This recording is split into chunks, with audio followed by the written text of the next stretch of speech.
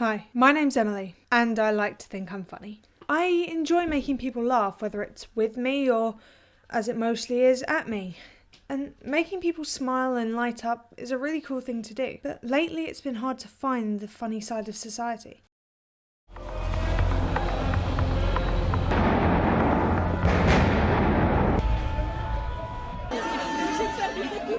Current day news is nothing but terrorism, murder, tax increases. When was the last time you watched a news story about a guy who saved a puppy and donated it to a children's hospital? Where's the lightheartedness? It was so heartbreaking, wasn't it?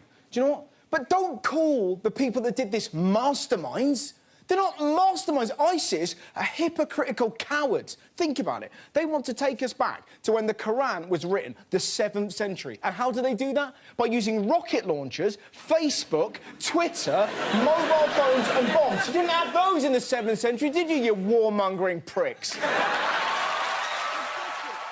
A few months ago, somebody said to me that the world is going to fall apart with the next generation. That this hate we were being raised in would taint us. But I wanted to prove that wasn't true. I wanted to show the world that there is still good in it. Good people, good deeds. So what did I do? I ambushed some people from my school to help me. To tell me what they thought a good deed was and what their last good deed was. And it turns out I know some really good people.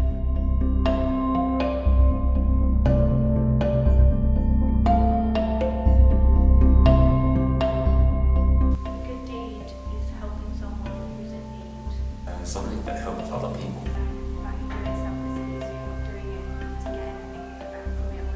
You don't do it because you have to do it, you do it because you want to do it. It's unexpected that you'll get something back. It is something that you do to make someone else feel better or feel happier and putting things others before yourself.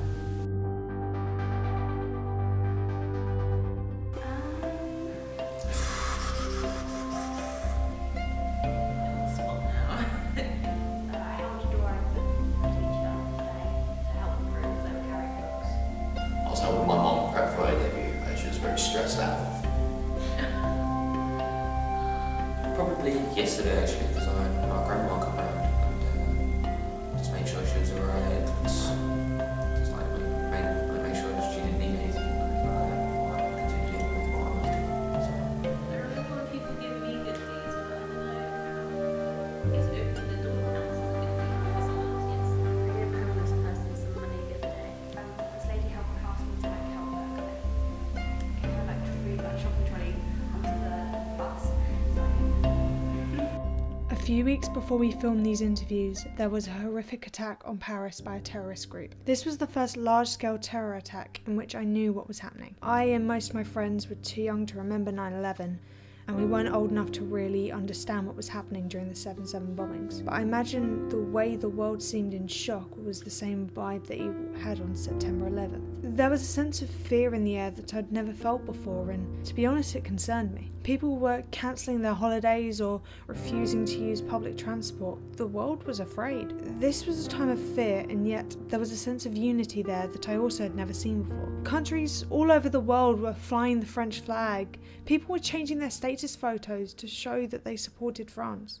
And they sent their prayers over and just tried to make France feel less alone. Maybe it was because this wasn't a third world country. Maybe this was because it was Europe, but there was still a unity there. It almost made the world seem smaller and more united than ever. So I wanted to see what people my age thought about it, whether it scared them, because it didn't really scare me. It was awful. I thought it was quite horrendous. Just thinking what those people must have been through, it's just terrifying. Well, first, sadness, because people have lost family members and families have been destroyed, really. And it was like, it's so sad that these kind of things are still so happening in society and in our kind of world now, whereas I think we've come so far and yet we still keep taking steps backwards almost. They're doing something that isn't actually in their religion, that they're justifying that is.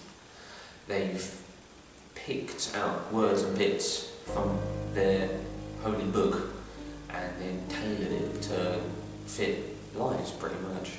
And then after that, it was me feeling quite angry that something like that could happen, and you do sort of feel powerless because I know there's nothing you can do, but that whole feeling of just being insignificant and not being able to stop all this pain just made me quite angry, to be honest.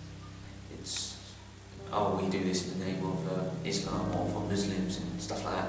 And with like society today, like it's always like we have to quickly like point a finger at someone. And it's not in their book. In their book is to help other people to realise, not to force other people to realise, or it isn't even for other people to keep to believe in what they believe in.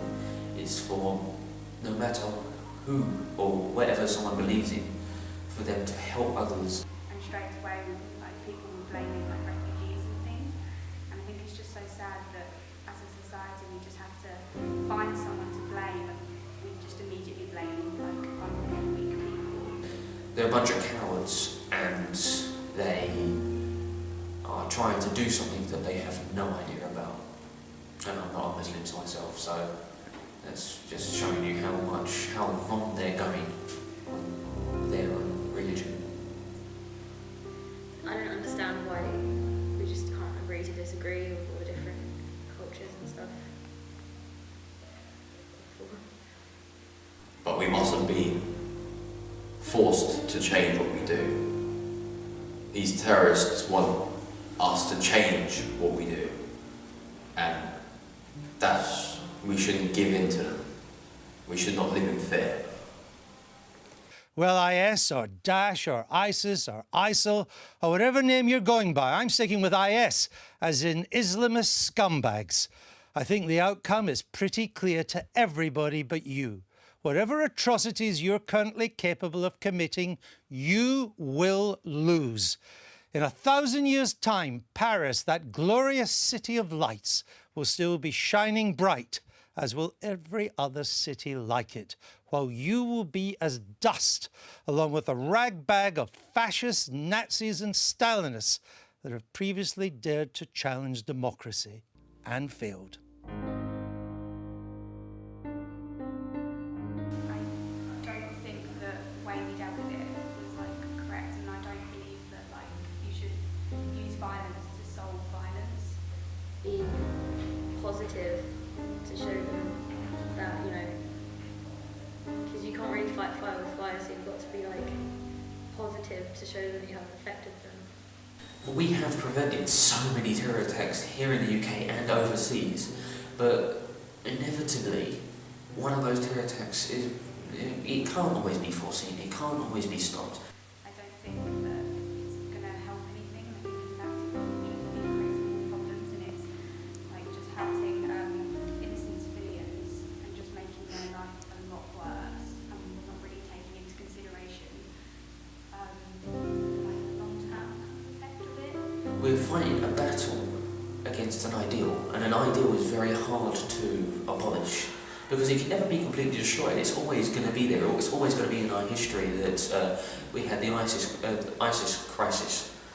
Anything we could have done in terms of response, I guess, would have been to show these people that we're not going to be like divided by what they've done, because that's what they want, isn't it? They want us to all feel that we're not a society that's all together, that has the same struggles. It's very hard to stop an idea, because once someone has that idea, they can tell the people, they can show their idea, they can even try and force it on other people. We can't foresee every terror attack, and so although we foiled a lot of their plans, we couldn't foil all of their plans. It was just a rash decision, and no one really thought it through. I think as well it was all kind of decided like government-wise, and no one was allowed to really have an opinion on it. So There's not really much you can do in those situations except be there for the people who have to deal with it and try and work on more defences to make sure it doesn't happen again in the future. And it's how people lead themselves and how people see the world, because at the moment the people in ISIS are seeing the world as like irrelevant unless they believe in what they believe in exactly. They do everything by their rules.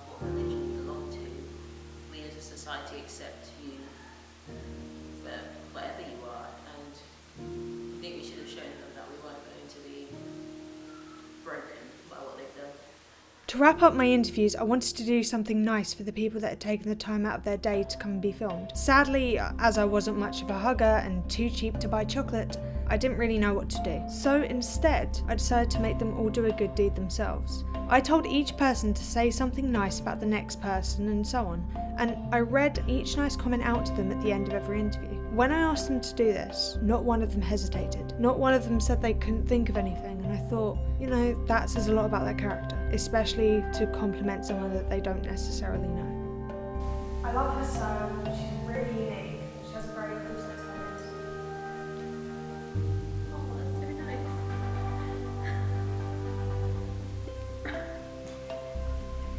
He has a great sense of humour and a really nice guy, very, very sweet. Okay, that was all of them.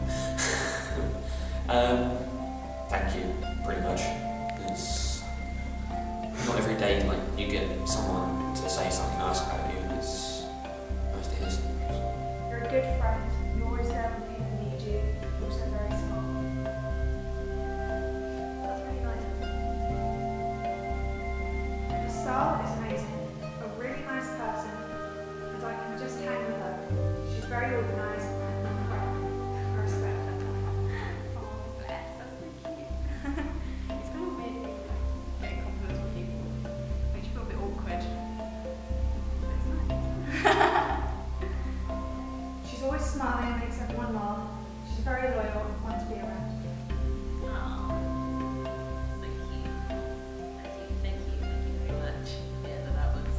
He's a very kind and considerate person, constantly offering a lift and food, bringing kindness to a place where it is uncommon. Oh, thank you. It's nice to hear that.